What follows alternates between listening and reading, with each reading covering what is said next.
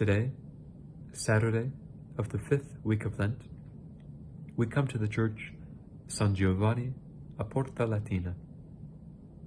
A little way from the gate, after which it takes its name, the old foundation of St. John at the Latin Gate commemorates the attempt to execute St. John the Apostle by boiling him alive in a pot of oil.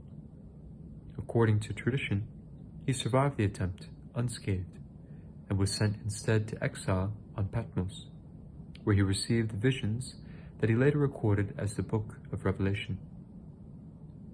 As can be deduced from first sight of this church, it's very old. Archaeological evidence points to a foundation somewhat before the year 550. A liturgical celebration of the event here, with the same title as the church, began to be held in 683. This is traditionally commemorated on May 6th. In the late 8th century, the basilica underwent a restoration, and in 1191, a more complete rebuilding was undertaken, so that today the sanctuary end of the church is the most significant part of the original structure to survive. In the late medieval period, a loggia was added over the porch, and in the late 16th century, a more complete restoration and redecoration took place. Several later renovations took place over the succeeding centuries, yet nothing remains from these because of a final series of restorations in the early 20th century.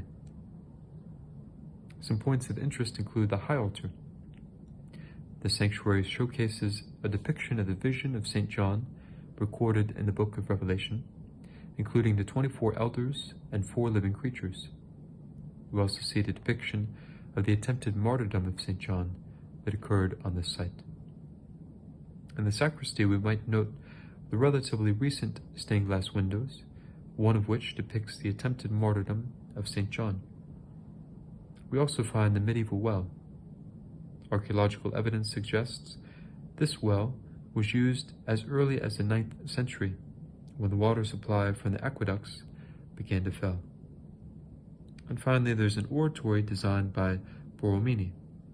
The small round chapel stands on the other side of the Via Latina and marks the actual site of St. John's attempted boiling in oil, after which he was exiled to the island of Patmos.